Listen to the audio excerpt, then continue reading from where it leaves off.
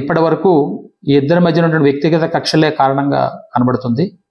ఇటువంటి పార్టీల ప్రమేయం కానీ ప్రస్తుతానికి ఏమీ కనబడడం లేదు. కాబట్టి ప్రజలు దీన్ని గమనించి ఎటువంటి శాంతి భద్రతల సమస్యని తలెత్తనీయకుండా చూడాలని చెప్పడం జరుగుతుంది. ఇటువంటి చర్యలకు పాల్పడే ప్రతి ఒక్కరికి కూడా